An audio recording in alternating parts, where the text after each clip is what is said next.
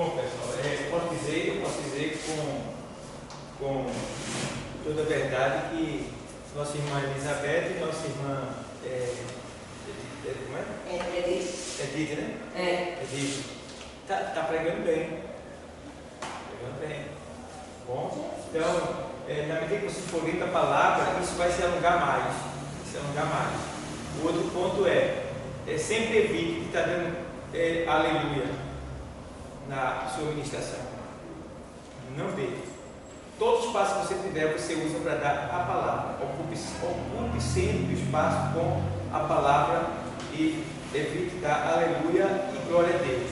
Agora sim, tem hora que a gente está ministrando e a gente faz aleluia, meu Deus. Pode acontecer. Ou então tem hora que a gente está e a gente sente a glória de Deus e fala, glória a Deus, né? Mas já tem outros que irmão, Jesus disse, irmão, aleluia, que ia fazer aleluia. Entendeu? Então tem muita gente que prega assim. Então, Né?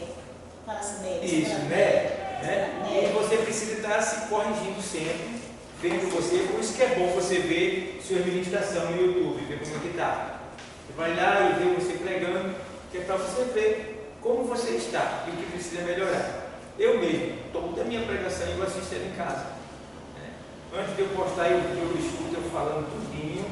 E se alguém vier falar uma coisa que eu falei, eu estou lembrado. Porque às vezes a gente prega e a gente não faz ideia de tantas coisas que a gente falou. Em casa eu vejo tudinho e aí eu fico ciente. Né? E também, se veio algum erro, alguma citação de um versículo errado, também eu coloco na descrição embaixo do vídeo. Então, pode acontecer. Mas fique nervoso, devemos evitar. Estudinho nervosismo. Quando a gente fica, irmão, Deus disse que vai fazer, aleluia. Viu, irmão? Porque olha, se não, aleluia, ele vai e aleluia, entendeu? Glória a Deus. Isso tudo é nervosismo e falta da palavra. Quando você lê a palavra, você evita mais esse tique nervoso. Tá bom, pessoal? Como é uma aula de ensino teológico para a formação de obreiros, então cabe a mim, antes que chegue a disciplina da homilética, eu já ir preparando vocês para que quando chegue lá na homilética, vocês já estejam pré-prontos ou semi-prontos, né, para aprender a disciplina da homilética, tá bom? Então, a gente vai começar de onde a gente parou. Se não me falha a memória, a gente parou em... Deixa eu ver aqui. Leia a Bíblia diariamente. Leia a Bíblia diariamente, não foi? Muito bem. 3.2 aqui. Página 2, né? Página 2. Página 2. Aqui. Tá, meu teu 3. 119. 3.2. Isso, muito bem. Tá vendo? Muito bem. Então, pessoal, nós semana passada, para os nossos que estamos assistindo agora, nós colocamos aqui algumas traduções de Bíblia. Traduções de Bíblias que são melhor para a gente lidar com ela na ministração da palavra. Então, claro, que dentre as traduções que eu mostrei, eu citei duas Bíblias essenciais para a gente, né? Tem muitas outras, mas essas duas são as mais conhecidas, que é a NAA e a King James. Tá bom? A King James é uma Bíblia excelente para nós que somos estudantes da Bíblia, porque ela se aproxima muito dos originais. E a NAA é uma correção atualizada dos escritos ou das traduções ou da tradução de Almeida, tá bom? Então a NAA foi muito boa. Então eu aconselho essa tua Bíblia como sendo para você usar ela no dia a dia, a NAA e a King James, tá bom? Então a gente está aqui estudando bibliologia ou introdução à teologia. Estamos estudando muitas coisas sobre Bíblia. Vocês podem acompanhar nos vídeos passados. Essa já vai ser a aula 18. O que a gente já aprendeu sobre a Bíblia. E para os alunos aqui presentes, eu quero lembrar a vocês uma coisa. Tem muita gente que cai na fraqueza achando que vai vir para um curso como esse, teológico, e tudo que ele aprender, ele vai lembrar amanhã. Não, nem pense assim. Porque eu também, não sei o que foi, agora mesmo, eu não sei o que foi que eu aprendi lá atrás. Já fiz vários cursos, seminários, tá bom? E eu não me lembro agora, eu vou falar, não me lembro de nada. Mas se você fizer uma pergunta, o Espírito Santo vai tirar do que tem no meu tesouro, que já está lá guardado, para ele responder. Certo? Então você não vai se lembrar, são poucas coisas que você vai se lembrar da segunda aula que você nem sabe o que foi que deu. Eu também nem me lembro. Mas a gente aprendeu, está dentro de nós. Então a Bíblia diz que o Espírito Santo de Deus nos faz lembrar de tudo que nós temos ouvido da parte do Senhor. Então se você ouviu, está lá dentro. Por isso que você tem que ter um detalhe aí na oração. Deus, me faça lembrar de tudo que tenho lido e ouvido ao teu respeito. Certo? Orou assim, o Espírito Santo, ele vai se responsabilizar por tudo que você ouviu. E, na hora certa, na hora exata, ele vai tirar de dentro de você para dar para aquele que está necessitado. Tá bom? Então, precisamos ter esse zelo. Outro ponto é, não simplesmente vem aqui para aprender para você. Não, vem aprender para dar para outras pessoas. Certo? Porque a Bíblia deixa bem claro que nós devemos granjear amigos no caminho para o céu. E como granjear amigos no caminho para o céu? É usando as riquezas injustas que nós temos, porque nós não merecemos nada que temos, para investir no reino de Deus aqui na terra. Então começa pelo curso, depois do curso, conhecimento que você obtém, tá? Junto com os livros que você tem comprado, investido no seu ministério. Então você começa a crescer. E isso aí é para que você possa, com essa sabedoria, com esse conhecimento, convencer pessoas pelo poder do Espírito Santo. Porque o Espírito Santo ele se utiliza da palavra e de nós para convencer as pessoas. O primeiro ponto é a nossa o quê? A nossa humildade e adesão ao Espírito Santo. O que quer dizer com isso? Quer dizer que nós devemos nos esforçar para de alguma maneira chegar para A, para B e para C e dizer, você é especial, sabia? Tem um lugar para você lá guardado. O rei te espera. Ei, imagina bem, o rei te espera. Está pensando que é qualquer uma, né? É o dono do universo, o Criador de todas as coisas, aquele que te fez. Ele te aguarda, ele te ama, ele te quer, ele te espera. E tem mais, tem coisas na tua vida que precisa ser mudada. Ele pode fazer esse milagre acontecer. Irmão, isso aí toca na pessoa, você não sabe nem o que falou, mas essa pessoa, ela pode ir embora, mas só Deus sabe o coração daquela pessoa como é que vai ficar depois disso. Por quê? Você falou palavras de vida eterna. Então, meu irmão, aquele dali nunca mais será a mesma pessoa. Eu sempre digo, quando uma pessoa vem à igreja uma vez, a primeira vez que a pessoa entrar nesse lugar aqui, ela nunca mais será a mesma pessoa. Entrou aqui, a vida dela já mudou. Tá? Por isso que a gente tem que ter o quê? Um cuidado de investir na ministração da palavra de Deus. A gente está estudando para isso. Investir na ministração. Isso é o grande erro de muitas igrejas. É ligar para movimentos, línguas estranhas, profetadas, louvores e a palavra, cadê ela? O ensinamento, cadê ele?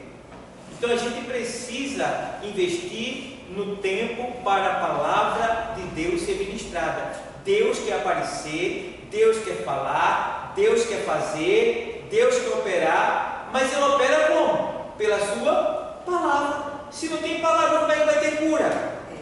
Se não tem palavra, como é que vai ter milagre? Se não tem palavra, como é que vai ter restauração e salvação? Não vai ter. Precisa que se tenha ministração da palavra. E quanto mais tempo, melhor. Melhor. Então, você vai na internet, é um escândalo, é um abuso.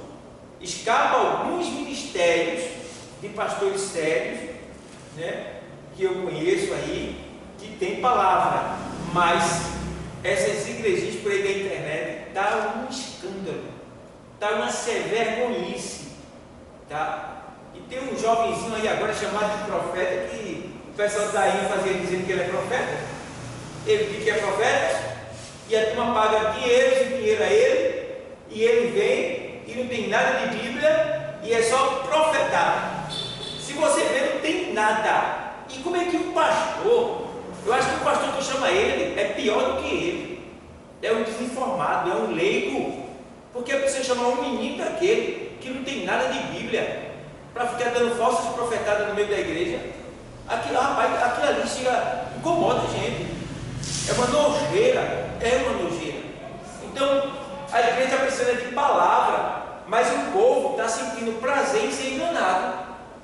Vê bem, o povo gosta de ser enganado, eles querem ver movimento. Agora me diga, o que é que o movimento vai acrescentar à tua vida? O que é que adianta alguém profetizar para você, sendo da carne, e você também estando na carne? Né? Nem foi de Deus lá e nem você vai receber cá. Por quê? Você não está pronto para isso. Nem Deus tem se agradado de você, porque a Bíblia diz que aquele que está na carne não pode agradar a Deus. E agora? Então precisamos ter esse cuidado, esse zelo, esse amor, essa dedicação. Se você é dirigente, invista na palavra de Deus. Se é pastor, se é presbítero, se é obreiro da igreja, tempo para a palavra de Deus. Fazendo assim, Deus vai operar, a igreja vai crescer, milagres vão acontecer, transformações e salvação. Certo, pessoal? É isso que a gente precisa investir na igreja. Se a igreja fechar, você fazendo tudo isso, você não perdeu nada, você só ganhou. Por quê? Você está fazendo certo. Agora, claro, tem toda uma estratégia por trás disso, por trás dos bastidores. Então, não esquecendo da palavra. Então, vamos ter esse cuidado, pessoal.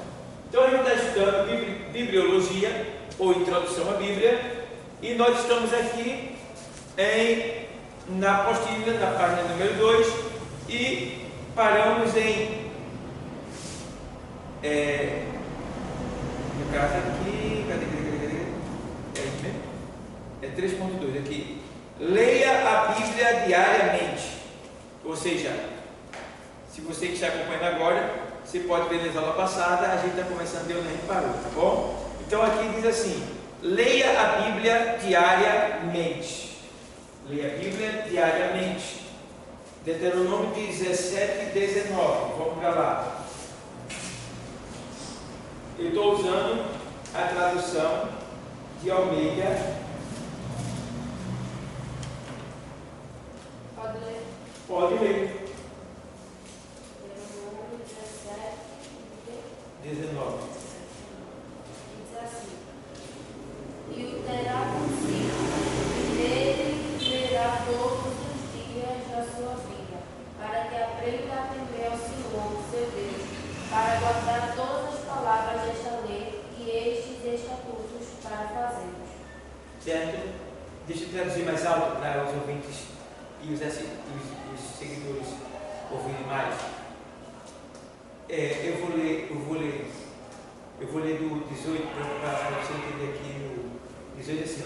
Será também que quando se assentar sobre o trono do seu reino, então escreverá para si um tratado, um traslado desta lei no livro do que está diante do sacerdote levita, e o terá consigo, e nele lerá todos os dias da sua vida, para que aprenda a temer ao Senhor, seu Deus, para guardar todas as palavras desta lei e estes estatutos para fazê-los. Então entenda. Vou ler o vídeo também, para terminar. Para que o seu coração não se levante sobre os seus irmãos e não se aparte do mandamento, nem para a esquerda, nem para a direita, nem para a direita, nem para a esquerda, para que prolongue os dias do seu reino, ele e seus filhos no meio de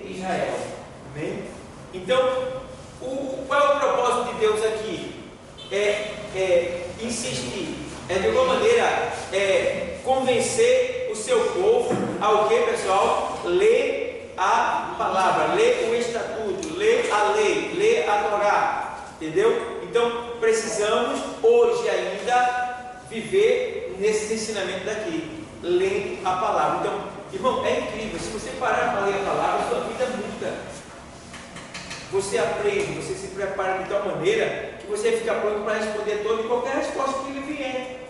O Espírito Santo não lhe faz vergonha, não permite você ser envergonhado. Então vamos lá. Estima-se que 90% dos crentes não leem a Bíblia diariamente. Então é muita gente na igreja, rapaz, pelo amor de Deus, é muita gente que não lê a Bíblia. Não é pouco? Muita gente. 90%. Tá? Então, não é de se admirar, porque tantas igrejas estão se escandalizando, tantos crentes estão mortos dentro da igreja, contendas e contendas dentro da igreja, porfia, que é a luta, briga por cargo. Não é de se admirar. Por que isso acontece? Falta de ler a palavra de Deus. Aí alguém pode perguntar assim, pastor, mas tem pessoas que são do ministério e que fazem isso também, porque não conhecem a palavra de Deus. Eles estão exercendo uma função que parece que eles sabem, mas na verdade eles precisam aprender. Entende? Então não se admire se alguém do ministério, né, se alguém patenteado, um oficial, se levantar contra você, é porque não conhece a palavra de Deus e, se conhece, não tem temor de Deus. Esses dois fatores. Não conhece e, se conhece, não tem temor de Deus. Certo? Então precisamos ter isso aí: conhecimento e temor de Deus. Bom? Então vamos lá. Portanto, não é de causar admiração haver tantos crentes frios e feios e raquíticos dentro da igreja. É de se admirar vermos pessoas que acham tempo para ler, ouvir e ver tudo, mas não acham tempo para a leitura da palavra de Deus. É necessário lermos outras coisas. É necessário lermos outras coisas, tudo bem, úteis ao nosso conhecimento, mas devemos tomar mais tempo com o quê? As Escrituras. As Escrituras. É por esta razão que o Senhor se dirigiu a Israel com a seguinte palavra: o meu povo está sendo, ele não está dizendo que foi destruído, ele está dizendo que está sendo destruído, porque lhe falta o conhecimento. Sigamos, portanto, o conselho do profeta Oséias: conheçamos e prossigamos em conhecer ao Senhor. Está vendo? Então, o que é que Deus está dizendo aqui? Para a gente seguir o conselho do profeta Oséias, que diz em 4 e 6 que nós devemos conhecer, né, e prosseguir no conhecimento do Senhor. Irmão, você pode ler a Bíblia 10 vezes, você ainda não conhece o Senhor. Você ainda está conhecendo, descobrindo coisas. Toda vez que você lê, você vai descobrir algo novo. É sem fim. Tá? A palavra de Deus não tem fim. Ela é infinita. Bom, então precisamos ter esse zelo, esse cuidado, para que a gente não venha, de certa forma, perder o temor. Porque quando eu perco conhecimento, quando eu não tenho conhecimento, eu também não vou ter temor. Porque o temor é o respeito. O respeito surge mediante o conhecimento da palavra de Deus. Se você ouve algo que você nunca ouviu falar, que você não sabe de onde vem, que você não sabe o que é para fazer, então você vai ter respeito e temor. Por quê? Então precisamos ter respeito e temor, e isso vem pelo conhecimento da palavra. Amém? Amém. Leia a Bíblia com oração, devagar, meditando.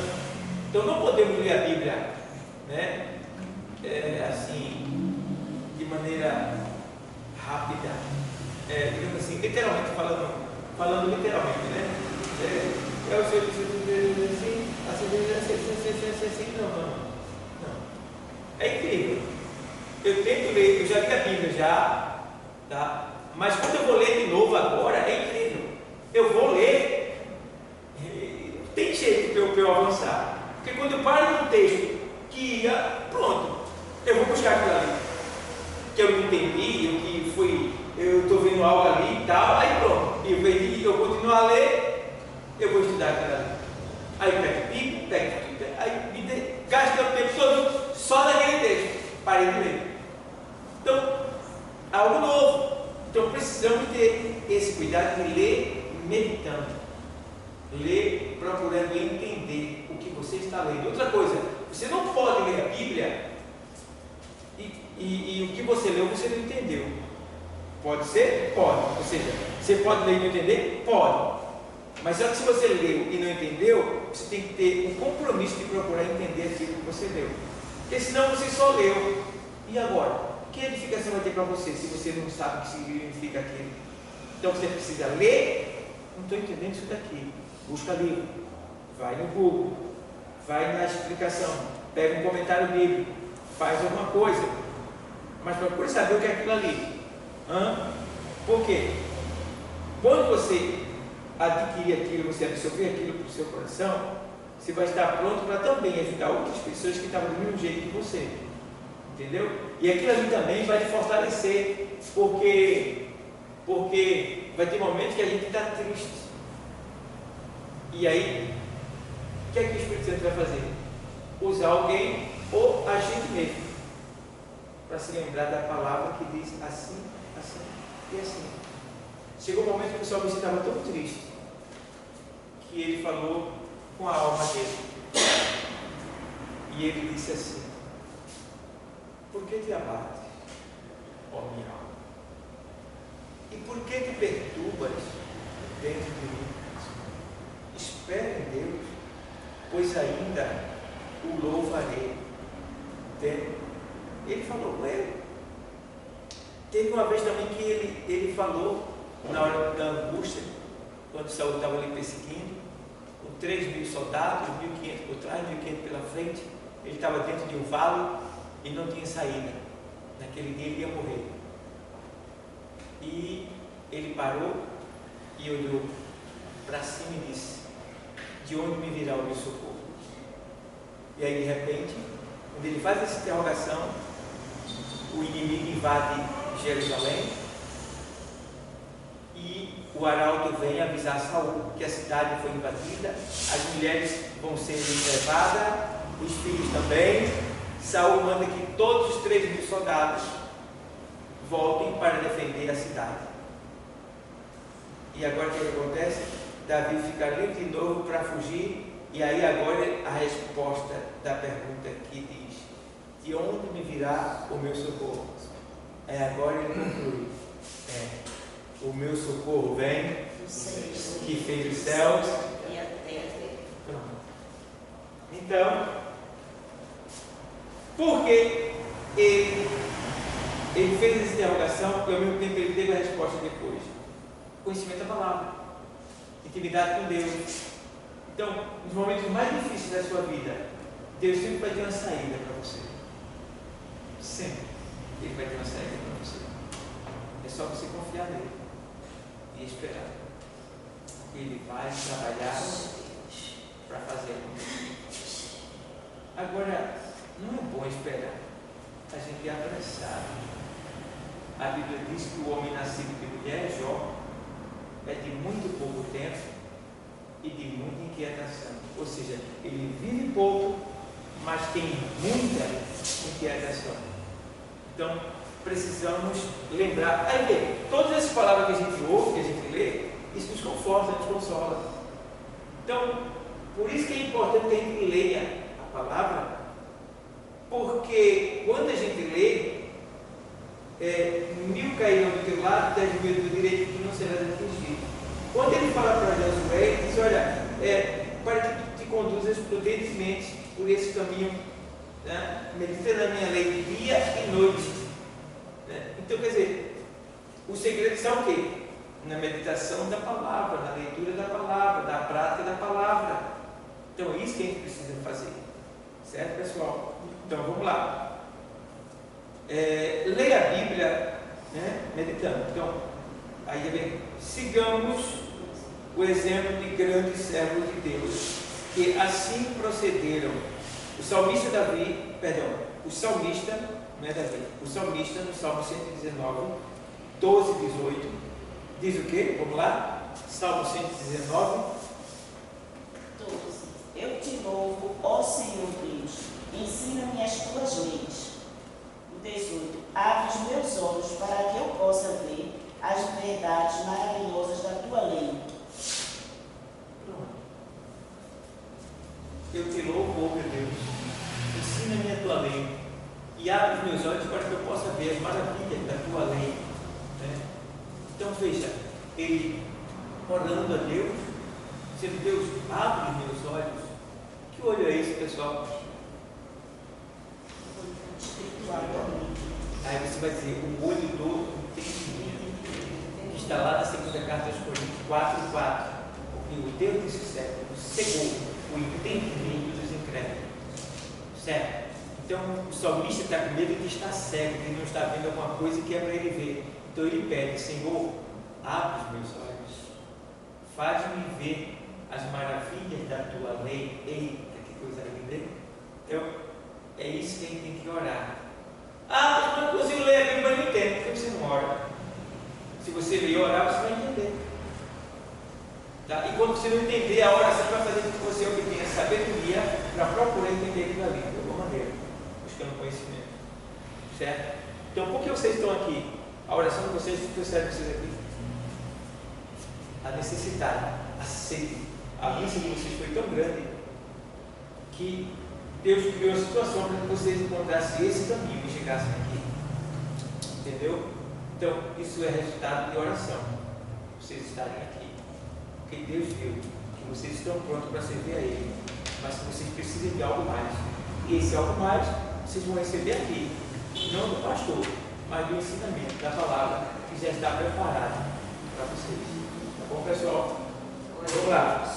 Ainda Daniel 9, 21 a 23. Daniel 9, 21 a 23.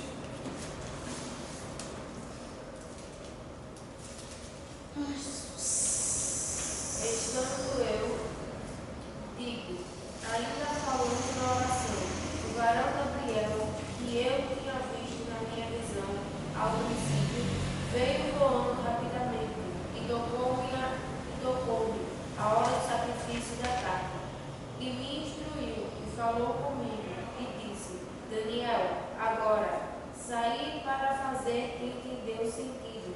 No princípio das tuas súplicas saiu a ordem e eu vim para tu declarar,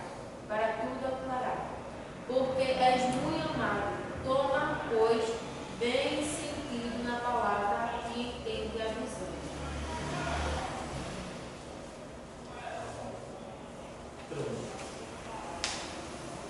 Aqui, vocês já sabem que a visão que Daniel teve, pois ele tinha pedido a Deus para que Deus lhe revelasse.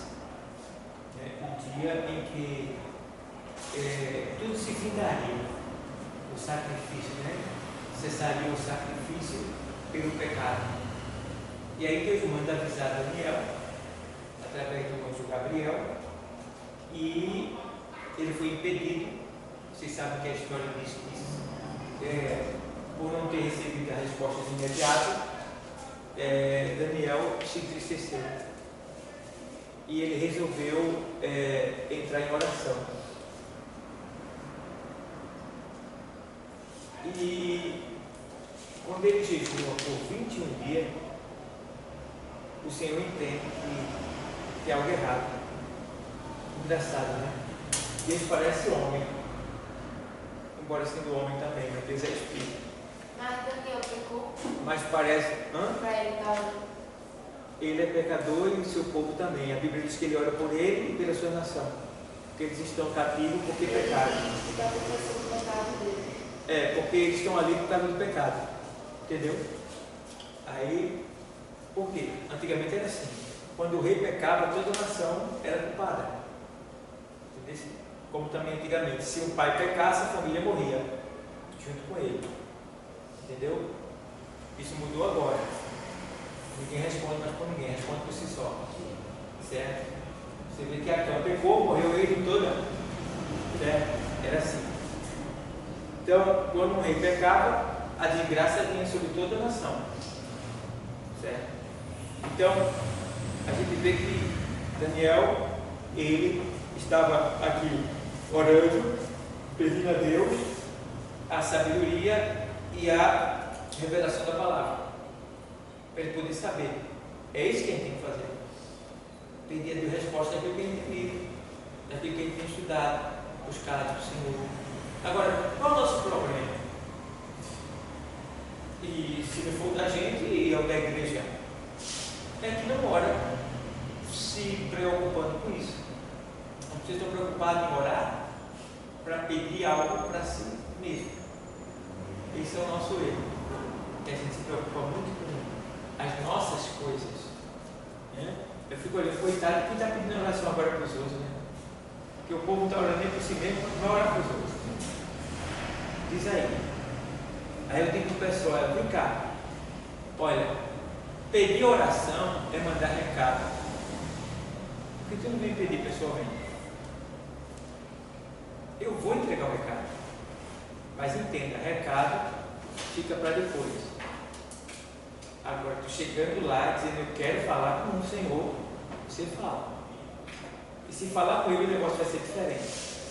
E outra coisa é, eu posso esquecer do recado. E aí? Entende? Por exemplo, teve uma vez que uma pessoa pediu oração a mim. Claro, eu oro para que Deus visite aqueles que me pedem oração e entre com providência tal. Mas aquela pessoa me pediu uma oração e depois aquela pessoa veio me agradecer. Muito obrigado, aquele dia que eu pedi oração. Naquele dia, Deus me deu vitória. E ele disse, meu Deus, eu não orei. Eu esqueci. Mas só que eu não orei naquele dia e esqueci, mas todo dia quando eu oro por essas pessoas que me pedem oração. Entende? Mas lá dentro de mim eu disse, puxa, eu não orei especificamente por ela. Mas isso é o que? Crédito que você tem lá. Esses créditos são válidos. E Deus usa quando você não tem condição de usar. Todos nós temos crédito no céu. Certo? Então precisamos ter isso daí. Tá bom? Saber orar para a gente dar crédito no céu e se preparar. Porque, irmão, é muito lindo, é muito maravilhoso. O que você vê, se você pedir para você, Deus vai fazer. Eu já pedi muitas coisas a Deus e Deus fez acontecer na minha vida. Uma delas foi quando eu perguntei para Deus, Deus, como é que aquele pessoal morria por ti e não negava o teu nome? Né? Com tanta dor, com tanta coisa, ele não nega o teu nome. E eu ficava. Aí teve um dia, irmão, que eu fui sequestrado. Eu junto com 9 pessoas. O senhor? Entendeu? Estava indo para cá agora para fazer umas compras e um carro nos interceptou pela madrugada, sequestrou o nosso carro e o cara achou mais bonito eu de todo mundo. Por quê? Eu estava com literatura no bolso, né? Ele botou a arma assim no meu bolso e fez assim, o que é isso aí? Aí eu fiz, é literatura, eu estou a serviço do rei. Ah, tu está a serviço do rei, né? Deixa eu chegar lá e eu quero ver se tu está a serviço do rei mesmo. Depois chegamos no Matagal, desceu todo mundo, revistou todo mundo, mas ele não esqueceu de mim, mano. Desceu todo mundo, eu fiquei por último, porque eu estava no banco de trás, quando eu desci, ele já foi pegando eu, já foi levando para o púlpito do inferno, né? O altar do inferno, que é o quê? Todo mundo lá, olhando, sentado no escuro, ele pegou a pistola dele, tirou a pistola, engatilhou e botou dentro da minha boca. Botou minha cabeça para trás com a pistola dentro da minha boca. E mandou eu dizer que estava a serviço do rei. Tu não disseste que estava a serviço do rei? Diz agora. Aí gaguejamos com um revólver da boca, né? E sou eu e o rei. Aí ele tirou da boca, engatilhou de novo, botou no ouvido e pôs minha cabeça para baixo. Diz agora. Aí eu estou a serviço do rei. Aí daqui a pouco eu já estava no meio dos outros lá. Entendeu? Aí, dali por diante, eu entendi. Porque eu tinha um problema emocional que se eu me irritasse, eu me alegrasse, minha garganta fechava, inflamava e eu ficava rouco. Irmão, não aconteceu nada comigo. Nada. E alguém que estava lá dizia, pastor não, porque eu era diácono, parece, né? Eu era diácono, não era presbítero. Irmão, olha, se houve uma bênção de Deus, não fui eu não. Eu não sei nem como foi que eu falei, não foi nem eu que falei aquilo. Foi o Espírito Santo que me tomou, porque com um revólver dentro da boca, e eu falei aquilo, e eu não neguei. Que alegria depois veio em mim, mano. E eu sabia que eu passei por aquilo e não neguei o nome do meu Deus. Aquilo me deu muita alegria, foi honroso também. Porque os que estavam comigo viu que eu que prego, né, que sou o exemplo no meio deles, né, que eles eram ímpios. Parece que tinha 2 crentes só, mas que peçam testemunho. E aí, pela misericórdia, eles davam testemunho dele, né? E eu consegui, ou seja, Deus conseguiu fazer com que eu mantesse aquele testemunho através da minha ação, né? Ali que Ele me fez falar, confessar o nome dele. Então, pessoal, precisamos ter esse cuidado de orar sempre, para que a gente não venha, na hora que a gente precisar, a gente não venha fazer feio. Então, essa é a razão de eu pedir a Deus, para que Deus me capacite, me capaz. Então, tem coisas que você vai pedir para Deus, que Deus vai fazer, para mostrar para você como é. E você vai passar tranquilamente. Mas tem que decidir, eu não vou pedir não, porque eu quero passar, e aí? Afinal de contas, o que é que você quer? Você quer viver no mar de rosas, aqui na terra?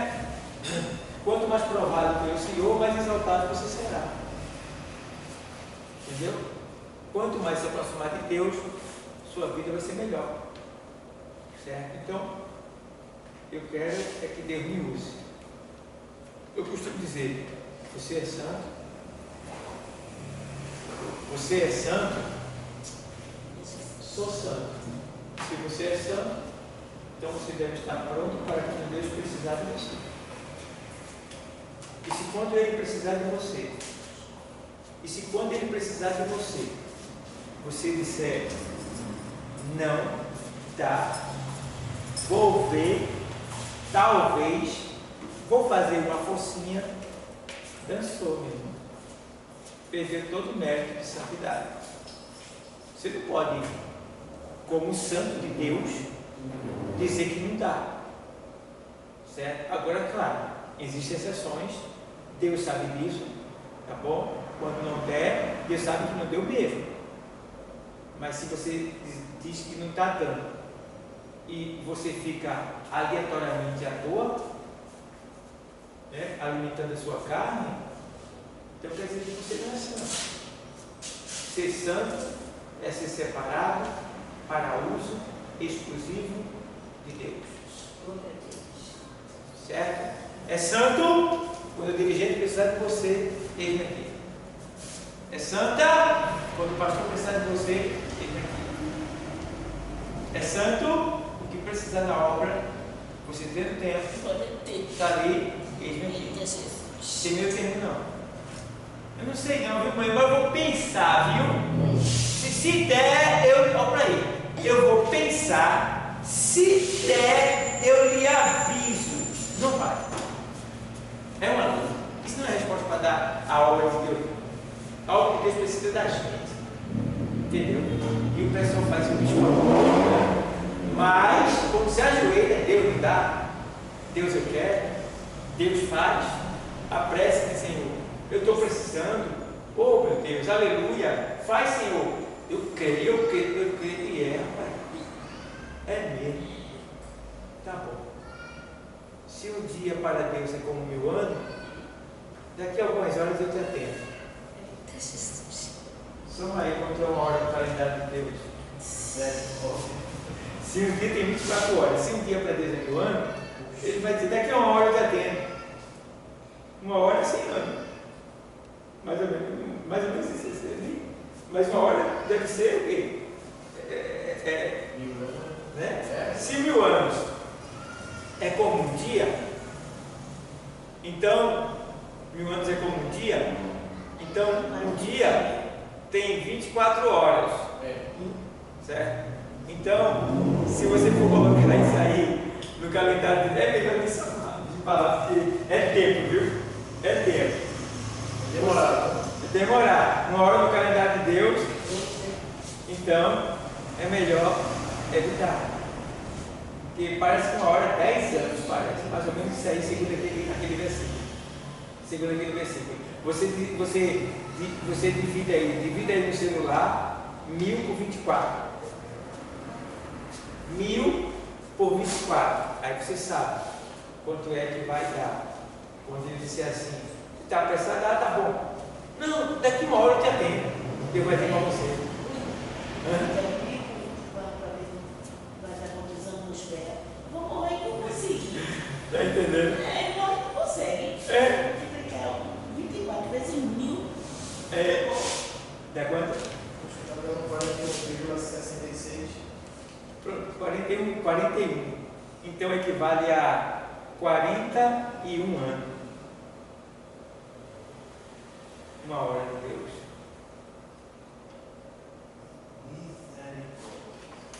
É melhor ir logo. Eu vou obedecer. Uma hora no calendário de Deus é 41 anos e quanto? 66. E 66 dias. Não, é melhor obedecer. Aí você não gosta de. Quando Deus procurou você vai ver se dá tempo, né? E às vezes nem dá. Olha que vocês têm 24 horas. E não encontra tempo para servir a Deus como Ele quer. Então isso é equivalente a um dia para Deus? No calendário de Deus. No caso de uma hora, né? Segundo a palavra. E uma amiga muito diferente do sistema terreno mesmo. É porque cada setor do céu tem um tempo. Pronto, aonde Deus está não tem tempo. Por isso que Deus não envelhece. Porque Deus é Espírito, mas Deus está lá, então nada lá envelhece, porque lá não tem tempo. Aí cada tempo, depois eu vou trazer para vocês os tempos. O tempo cromo, o tempo, tem vários tipos de tempo. Cada camada do céu é um tipo de tempo.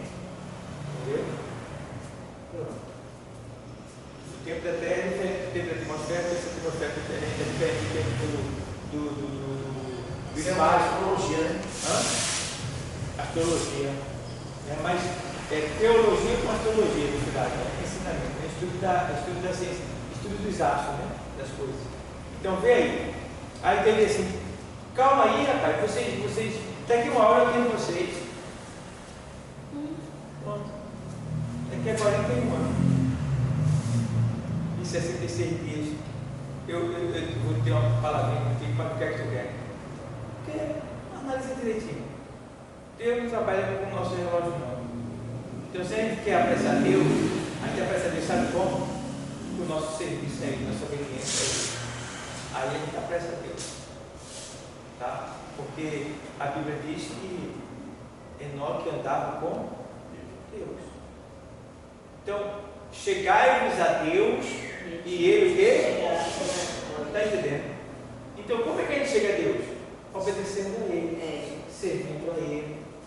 Tá? Então, o povo não quer. Não quer. Então, estamos vivendo momentos e tempos difíceis da igreja na Terra. Até as igrejas que são hiperlotadas, elas estão hiperlotadas, mas elas têm pouco temor. Muitas vezes está lotada porque ali tem mídia, fama, né? Isso acontece, tá bom? Passou muito tempo. Aí está lá para tem toda essa questão. Aí outros ficam querendo, quantas pessoas eu conheço que estão lá no ministério aqui de Recife, vocês sabem?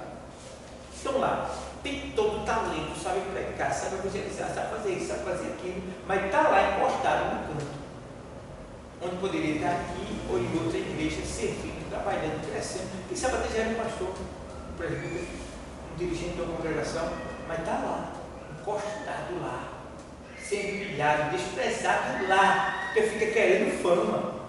Daquela esperança que vai ter aquela oportunidade de ser alguém ali para ganhar dinheiro ali, também visando isso aí, ó. Entendeu? Meu irmão, quando na verdade aqui, ó, a gente trabalhando para Deus, Deus mantém a gente. Tá bom? Eu estou há 25 anos, não ganho nada da igreja, mas eu recebo de Deus. E Ele me investe no reino dele. Certo? Então a gente precisa ter esse cuidado. Vamos lá. Entre outros, na presença do Senhor, em oração, as coisas incompreensíveis tornam-se compreensíveis.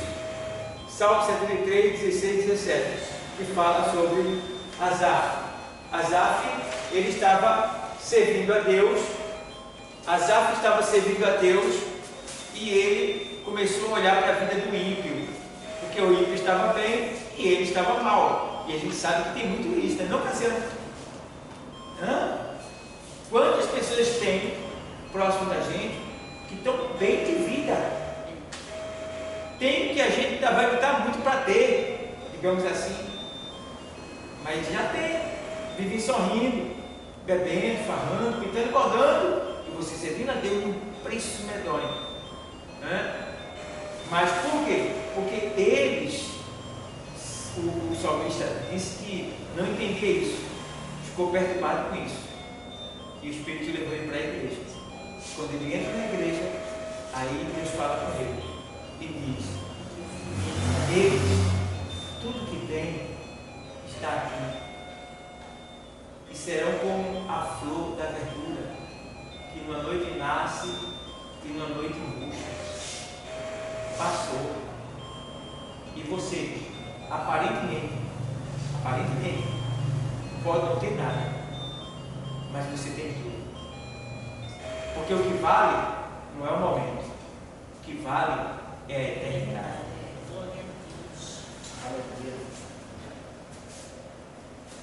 Então, entenda.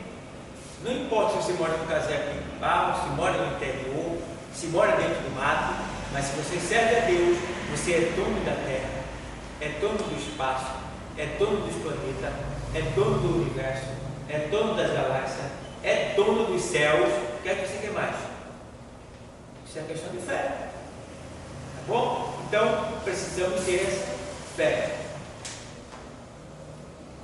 Asaf veio entender depois que foi para onde?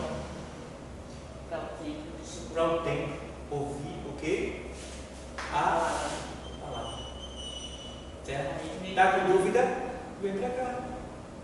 Está com dúvida? Vai para a igreja. Ele vai te responder. Ele vai tirar a tua dúvida. Tá bom? Vamos lá. A meditação aprofunda o sentido. Jamais leia a Bíblia com o intuito de mostrar que já a leu toda ou várias vezes, como é o costume de alguns que a leem, para obter recorde de leitura, para que se haja alguma atitude disso. Devemos ler a Bíblia aplicando-a primeiramente a quem? É nós. Certo. Disse que Rui Barbosa disse: eu vou ler a Bíblia, vou examinar a Bíblia para ver todos os erros dela. E no final, quando ele leu a Bíblia, ele disse: fui ver os erros da Bíblia e terminei sendo examinado por ela. E muitos outros que não falam. Entendeu? Por exemplo, veja a passa. Estão dizendo aí que esse aquecimento global é por causa disso, daquilo, dos carros, não sei o quê. Não tem nada a ver. É uma farsa o aquecimento global. Sabe o que está acontecendo? É a natureza perturbada, em pânico, agitada, com dores de parto, anunciando e gritando: volta Jesus, mas o homem não quer reconhecer. E os que sabem não podem falar, porque senão todo mundo vai se converter a Jesus Cristo. E o diabo não quer isso. Então, existe toda essa farsa do superaquecimento, isso e aquilo. Claro, o culpado é o homem. Mas isso é o sinal do quê? Da volta de Cristo. E aí o povo fica achando que é isso, achando que é aquilo, achando que é aquilo, achando que é aquilo. E aí? E Jesus diz: eu estou voltando. Porque não é os sinais que avisa que ele está voltando. Então, o povo não está querendo ver assim. Lê a Bíblia toda.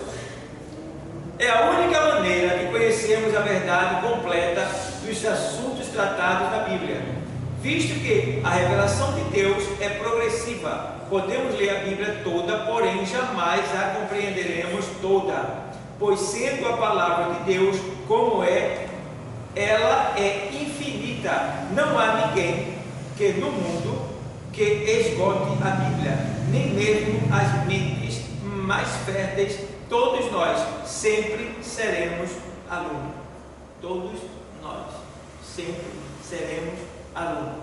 Tem doutor em divindade, tem teólogo, tem PhD, PH, tem tanto doutor, tem tanto senador, tem tanto professor, tem tanto pastor, tem tanta gente sábio, mas é aluno. É tudo aluno. Não se esgota aqui. Entendeu? Então, não adianta. Ó, Romanos 11, de 33 e 34.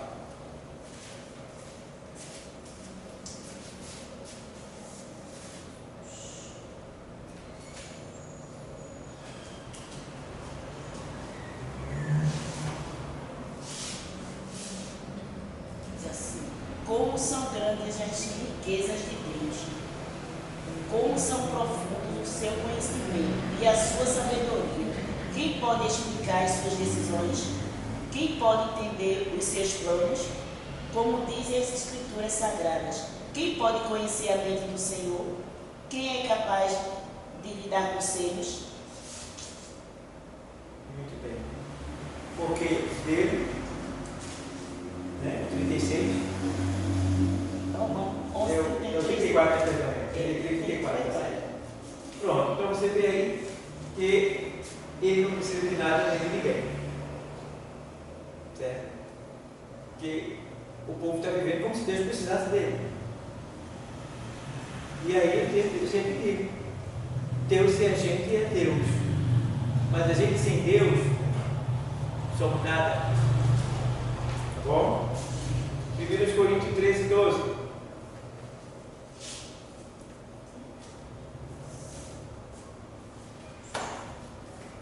Porque agora vemos ver obscuramente, então veremos face a face. Agora conheço em parte, então conhecerei como também sou conhecido.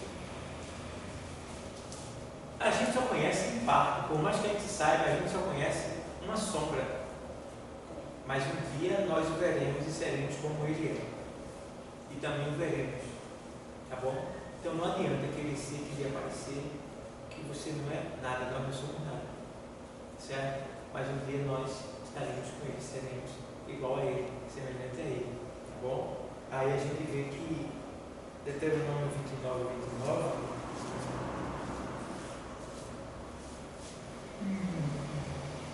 Há coisas que não sabemos, e elas pertencem ao Senhor nosso Deus.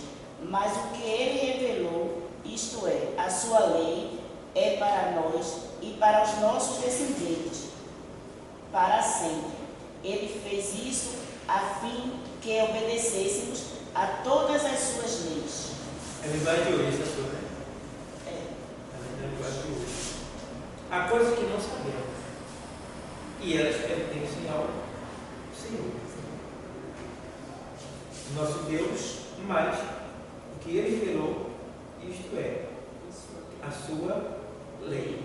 E para nós e para os nossos descendentes. Para sempre. Ele fez isso a fim de que obedecemos a todas as suas leis. Então, precisamos entender que esse texto aqui tem coisas que o Senhor fez que pertencem a Ele. Você não vai entender, mas Ele é Deus, a gente não pode entender Deus 100%. Eu ensino sobre Deus, mas não entendo Deus, e eu ainda estou conhecendo Ele.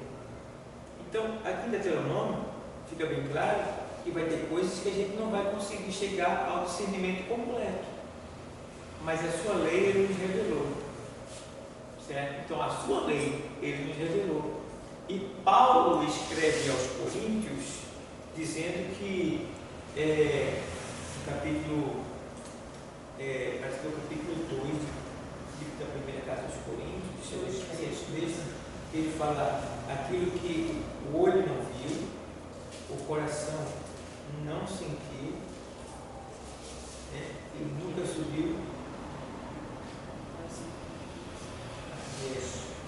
Aqui, ó, 2:9.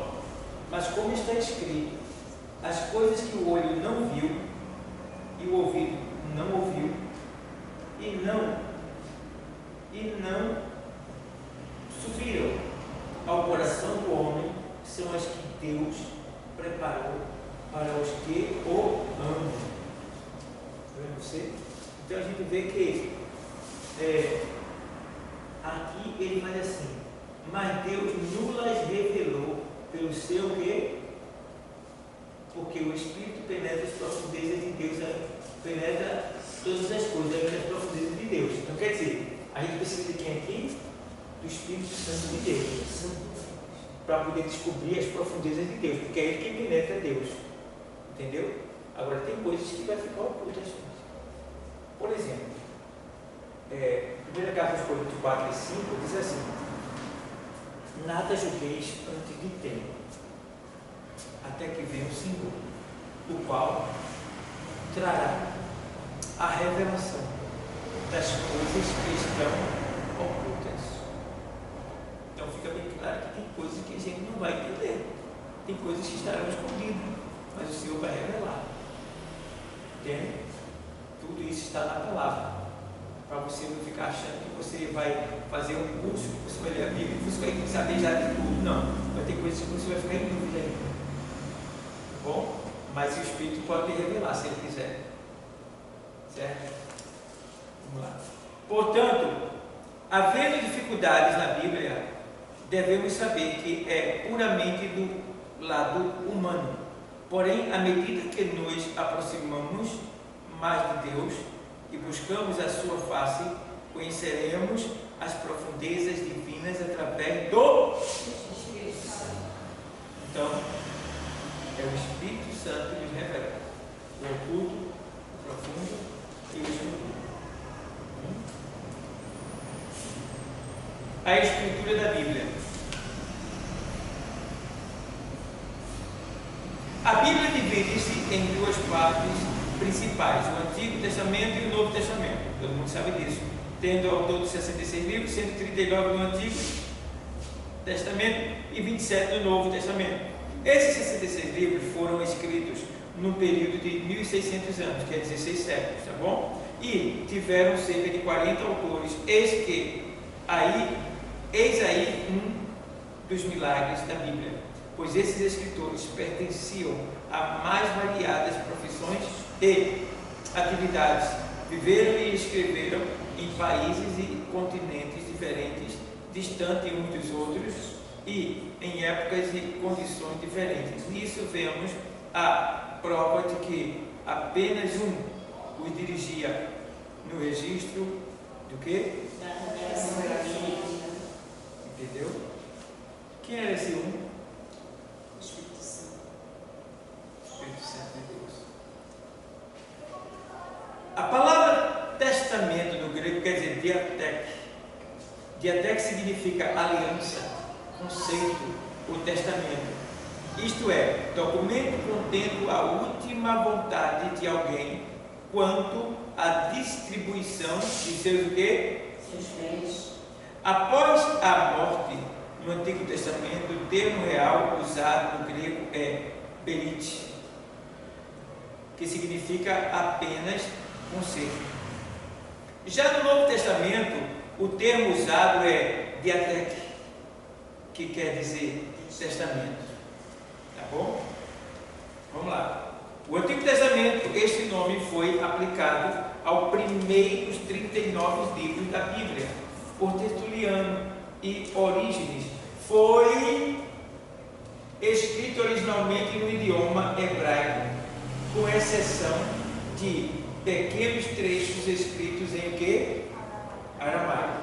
O aramaico foi a língua que o povo de Israel trouxe quando esteve no exílio babilônico. Seus 39 livros subdividem-se em 4 grupos. Leis são eles: Gênesis. Os da lei são 5 livros, né? Então são eles: Gênesis, Êxodo, Levítico, Número e Deuteronômio. Então, isso aí tanto é lei como Torá, como mandamentos, digamos assim. Então, a Torá, ela é composta desses 5 livros. Quais são eles? Gênesis, Êxodo, Levítico, Número, Deuteronômio. 5 livros. Isso aí é chamado livro da lei, ou Torá. Livro da lei ou Torá, tá bom? Então vamos lá.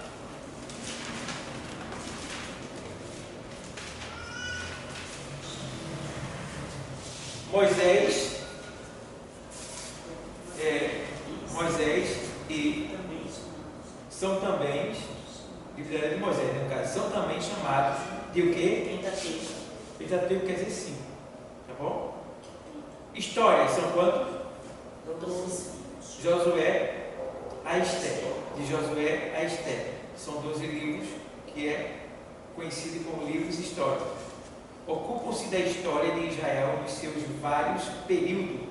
Teocracia, governo exercido por Deus. O que é teocracia?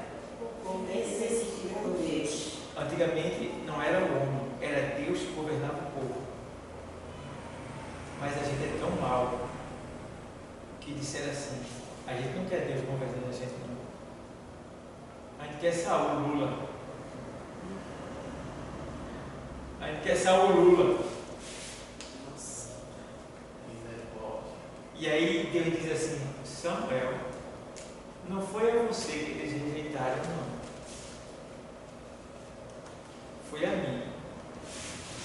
Entendeu? Quando a gente rejeita a palavra de Deus, o pregador pensa que ele está sendo rejeitado, não é ele não. A gente está rejeitando a Deus. Então, teocracia é isso: governo exercido pelo próprio Deus. Certo? Monarquia, por Saul, Davi e Salomão. O que é monarquia? Governo exercido por um rei. Tá bom? Reinado, monarquia. Aí vem, isso foi no cativeiro. Judá, sendo cativo pela Síria, e Israel pela Babilônia, pós-cativeiro, sob Zorobabel, Esdras e Neemias, juntamente com os profetas, seus contemporâneos. Né? Então vamos lá. Poesias, são 5 livros. Jó a Cantares, de Jó a Cantares, são livros poéticos. De Salomão, são chamados poéticos, não porque sejam cheios de imaginações e fantasias, mas pelo gênero do seu conteúdo. São também chamados devocionais. Deixa eu dar um ponto aqui nesse devocional para vocês.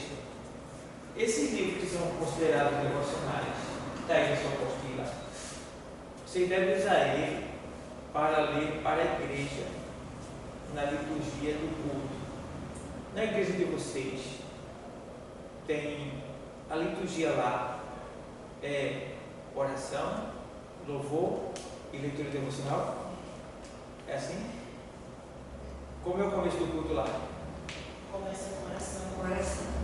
Aí os louvores congregacionais, aí passa essa oportunidade para os louvar e tem a palavra, a leitura da palavra. Mas ele é oficial. Na liturgia da gente, na pentecostal, é oração, louvor, tá? Leitura devocional, aí Deus chegou. Por quê? O culto, ele deve começar com a presença de Deus. Então, primeiro se invoca com oração, é chamado. Segundo, se adora com louvor. Então, quando se chama e adora, o que é que ele vai ter que fazer agora? Vai ter que aparecer. Aí é o quê? A leitura da palavra. Aí Deus está presente. certo? Agora você vai dar a oportunidade para os órgãos da igreja. Os órgãos tiverem a oportunidade, você vai passar a direção para ser oficial. A direção está com o meu pastor, meu prefeito, meu dirigente. Certo?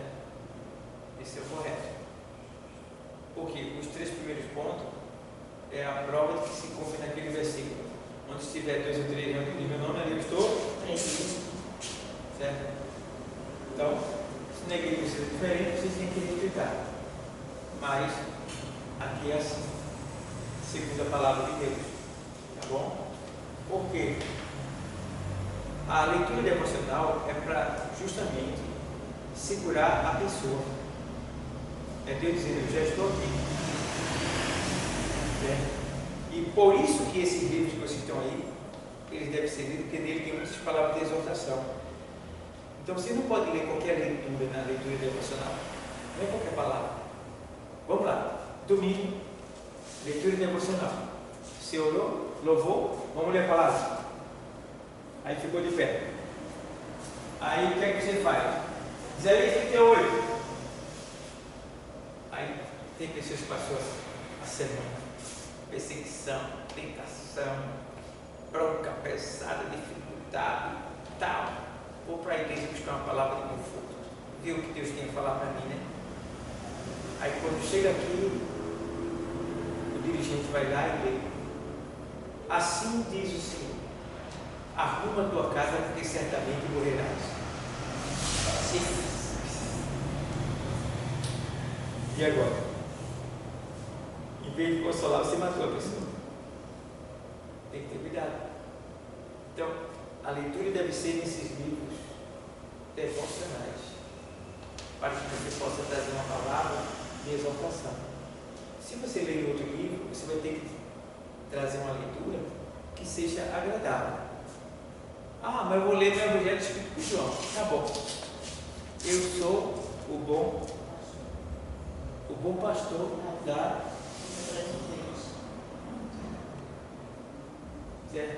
palavra agradável. Ninguém tem melhor amigo do que este, de alguém dar a vida pelos seus. Perdão. Ninguém tem maior amor do que este, de alguém dar a vida pelos seus amigos. Entendeu? Então, palavras que vinham segurar a pessoa na cadeira, fazer ela ficar, e não ela ir embora, não ela se entristecer mais. Tá bom? Então, vamos ter esse cuidado. Vamos lá. Livros proféticos são quantos? 60. Isso.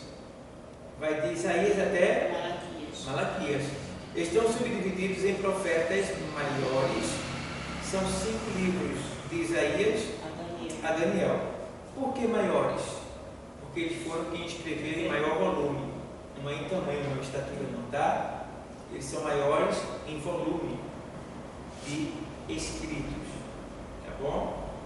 E os menores, 12 livros, de Oséia a Malaquias. Os termos maiores e menores não se referem ao método de profetas,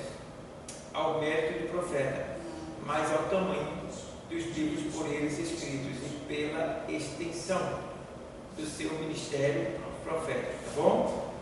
O Novo Testamento foi escrito no idioma grego, não o grego dos eruditos, que tem vários gregos, mas o do povo comum, chamado Koine. É composto de 27 livros que estão classificados em 4 grupos, conforme assunto a que pertencem, tá bom? Esse é o Novo Testamento. Então, quando ele fala aqui o grego popular, ele está querendo que foi um grego popular. E se você olhar direitinho, a gente tem vários portugueses, né? Não tem vários portugueses? Vários portugueses. Tem até português de Portugal. É isso? Então, tem vários portugueses. Mas qual é o português original? Então, aqui tem vários gregos. Então, aqui foi o grego koiné, que é o grego mais popular. Tá bom? Aí, vamos lá. Biografia. São quantos? 4 evangelhos. São os 4 evangelhos. Descreve a vida terrena do quem? Senhor Jesus Cristo. E seu glorioso ministério. Os 3 primeiros evangelhos são chamados de quê? Sinóticos. Devido ao paralelismo que há entre eles. Os evangelhos são os livros mais o quê? Pois os livros que os antecedem tratam da preparação para a manifestação do Senhor Jesus e os demais são explicações da doutrina de Cristo. Então, o que acontece aqui? Acontece que, vou explicar para vocês. Ó, se você só lê o Evangelho, você já tem o suficiente para a salvação. Entendeu? Porque só o Evangelho. Porque o Evangelho, ele é a biografia de Cristo. Aqui está dizendo que tem 4 evangelhos, não é isso? Mas não existe 4 evangelhos, só existe um evangelho. Tá bom? Só existe um evangelho, visto por 4 visões, ou 4 perfis. Tá bom? Então, esse evangelho aqui, que aqui está dizendo bem claro que 3 são sinóticos. Quer dizer sinótico? Porque eles declaram, eles escreveram as mesmas coisas, ainda que não as mesmas explicações, mas que um colabora com o outro, certo? Então entende bem que os sinóticos têm a mesma o quê? Diga, visão. Sinótico quer dizer visão, mesma visão. Bom? Então eles se condizem, né? Se assemelham. Aí você vê a mulher cananeia num livro, Mateus, e vê a mulher cananeia em outro livro. Aí vai ter coisas que um falou que o outro não falou. Aí vão se completar, entende? Entendeu? Sempre assim.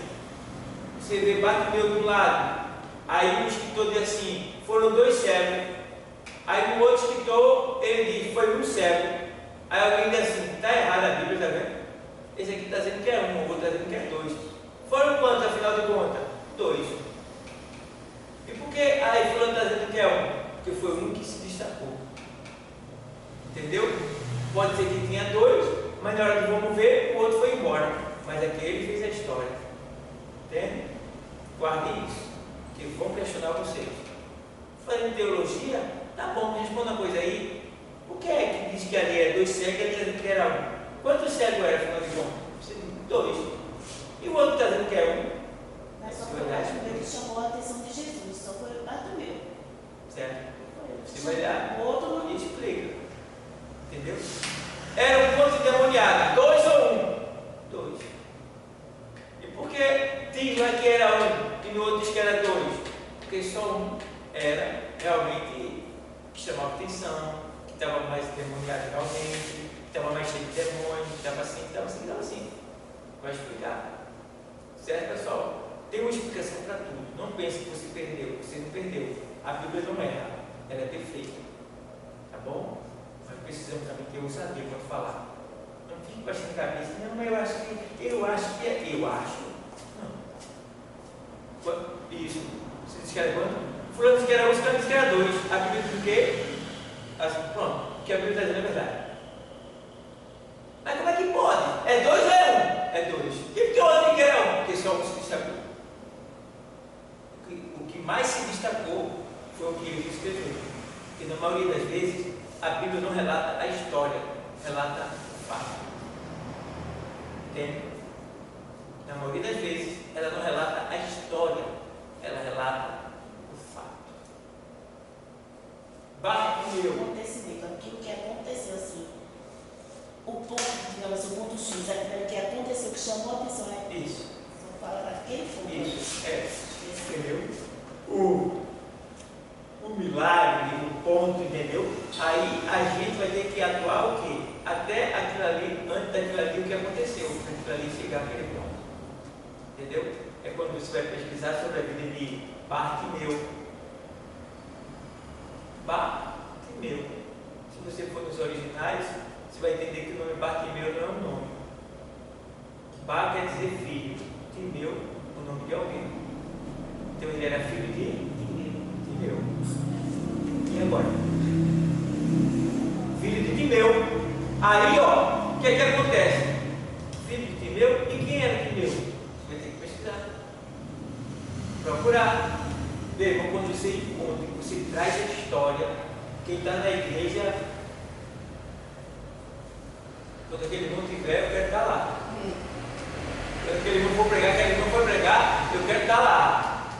Entendeu? Então é isso que vai fazer as pessoas ficarem assim na cadeira, ó, atento para você, porque eles sabem que de você vai sair a palavra. Entende? A palavra. Tá bom, pessoal? Então, entende. Evangelho são quantos? 4.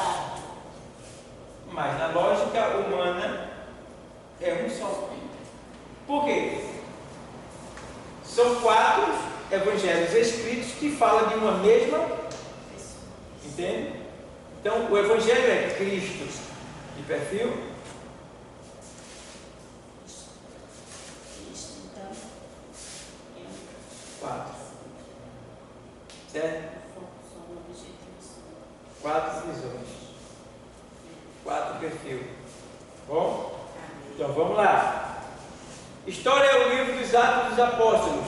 Registra a história da igreja primitiva, seu viver, o derramamento do Espírito Santo e a propagação do Evangelho. Tudo através do Espírito Santo. conforme Jesus o quê? Prometeu. 1 e 8. Veja lá. Atos dos Apóstolos 1 e 8.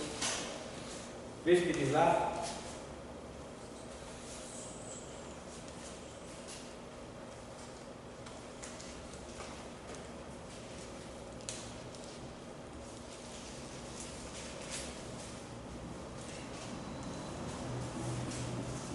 Mas recebereis A virtude do Espírito Santo, que há de vir sobre vós, e sempre eis testemunha, tanto em Jerusalém como em toda a Judéia e Samaria, e até os confins da terra.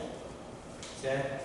Então está aí a história, conforme o Senhor tinha prometido, que ele iria para o céu, mas enviaria quem?